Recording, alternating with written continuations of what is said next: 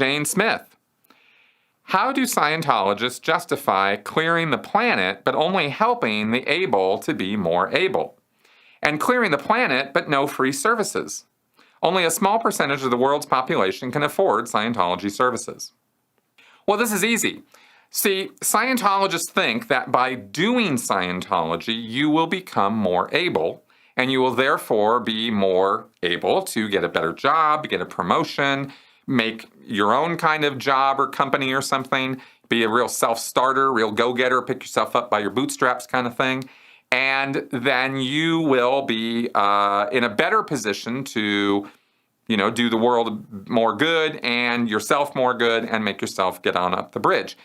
And maybe employ other people. In other words, there's supposed to be, the concept here that I'm trying to get across is that individual Scientologists who come into Scientology have the idea that they are going to get better and more expansive and more responsible and more influential, and they will therefore get richer.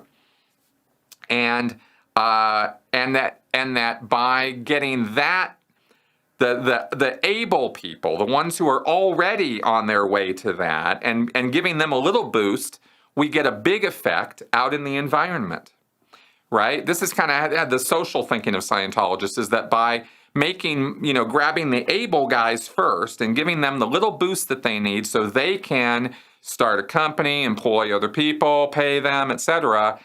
I guess it's sort of trickle-down religion. This is kind of how it's supposed to propagate, and that by coming within the orbit of a Scientologist, the non-Scientologists will see, oh, wow, this is something that I should be doing something with. And maybe they only start by buying a book and reading that. Anybody can do that. You can go to the library and do it. And just by reading Hubbard's words, you're supposed to become more able and more amazing. And you apply that information and again, bootstrapping your life, right? It's a very self-starter kind of attitude. He who is most helped is the one who helps himself.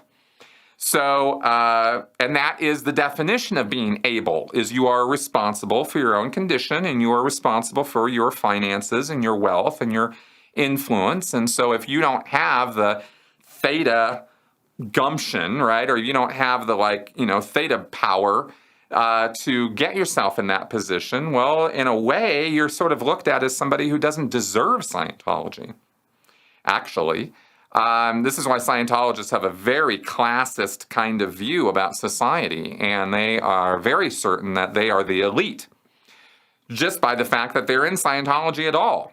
And they very quickly get themselves into the frame of mind that by continuing Scientology and by staying ethical and being good little Scientologists and paying their dues and putting in their time and doing the coursework and doing the auditing work, that they will make it to OT and this position of being cause over life, where they can then help other people as part of the picture, but also, mostly help themselves.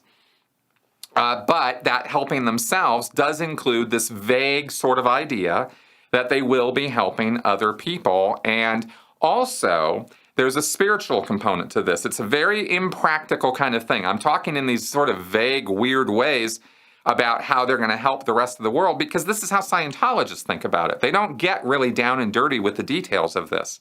It's all sort of vague maunderings. But spiritually, the other factor here is that by getting up to the OT levels, and especially getting on to OT 5 and 7, you personally, as an OT, going into session every day, are creating more and more theta in the environment. And of course, we've talked many times about theta, spiritual substance, or good spiritual energy, I guess you could call it. It is the stuff that makes up a thetan. So you're converting the N theta of this world to theta, right? Oh, it's all so wonderful. And the more free theta there is in the world, the more you're boosting the overall condition of everyone. The lowliest bum, drugged out heroin addict on Hollywood Boulevard will, to some small degree, be spiritually assisted and therefore life assisted and physically assisted by an OT going into session in Clearwater or Montana or wherever they live and doing the OT procedures to free up the body thetans to create more theta in the world. This is the thinking of the OTs in Scientology. This is how they tell themselves that they are the ones who are saving the world. So that's a whole other component of making the able more able, is that by getting 10,000 people on OT7, this is the big target of all targets that's never going to be achieved. Get 10,000 people on OT7, auditing 5-6 sessions a day, freeing up all these body thetans, creating all this wonderful free theta in the world, that this is what's going to make it so that the world doesn't involve itself in wars and in criminality and insanity, and instead will uplift everybody. Okay, so I think those are the ideas that Scientologists have, at least from my own experience with it, that convince them that they're on the right track, and that eventually, kind of, if you could imagine on a long term, some kind of theta shovel is going to come along and eventually get everybody, right? But we can't start with, if we involve ourselves, oh yeah, here's the other aspect of this, is reversely, if Scientologists involve themselves with just handling the disabled, then all of their attention and time and effort and money goes solely into these people who are kind of theta vampires. They're theta suckers. They just take and take and take, and they never give anything back because they're not able to, right? Why put all your time and effort into them? They're just sponges. They don't contribute anything.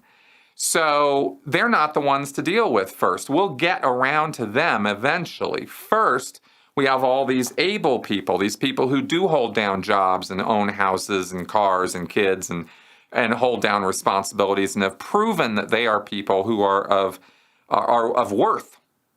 And yeah, it is kind of like that, you know. They don't necessarily say it exactly that way. They say it worse, actually. The N theta scumbags, the SPs, the PTSs, they don't deserve Scientology, right? Scientology is something you have to earn. Remember Tom Cruise talking about that in that turtleneck video? It's something you're privileged to be a Scientologist, right? You have to earn it. And you have to continually keep earning it. And those theta suckers and sponges, they're not earning anything. So they don't really deserve the time or effort of Scientologists. And that is the kind of conversations that Scientologists have. So I hope that answers that question.